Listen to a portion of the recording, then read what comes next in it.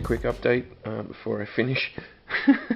I've glued down all the bits that I was using for the Ravener's base and for Korad's base, and then I've added this pumice stuff. So you just kind of fill in the gaps. I just scoop a big blob out of there and spread it around. Any that ends up stuck on terrain, I usually just give it a little bit of a dry brush of green. It looks like moss, it's perfectly fine.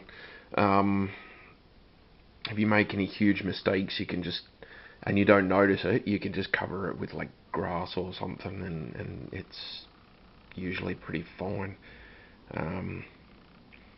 So yeah, you can see that's kind of starting to dry. Well, I hope you can see that's kind of starting to dry, but it's still pretty soft.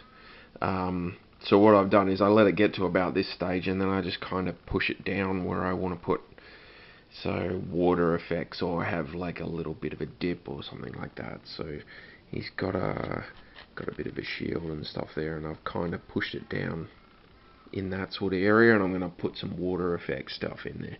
I've got a Gorbal finished up.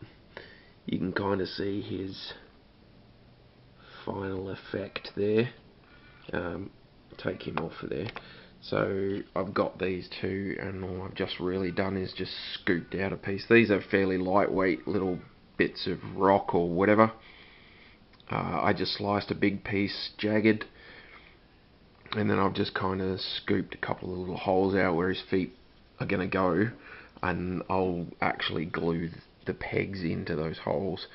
And you can see I'm just using my old Warhammer Fantasy Battle skeletons. Poor buggers, they've become scenery, and that's like an old goblin shield. I just cut a chunk into the top, cut a slice off the bottom, so that it sits like it's actually buried in the ground. And then I'm going to do the same to that I've done to these. Just put a bit of that pumice stuff in there and fill it in. And yeah, Gorbal's all primed. You can see the green stuff doesn't prime quite as well as the plastic does, but it's good enough. Anywho, that was just the quick, these are the basing things. I leave that overnight, so it's kind of soft still now. You could probably base coat, prime it or whatever if you wanted to, but I wouldn't personally. I'll do his, and then I'll leave all three of them overnight, and we'll see what happens tomorrow. You can always get on with the minis while you're waiting for the bases to dry up. All good.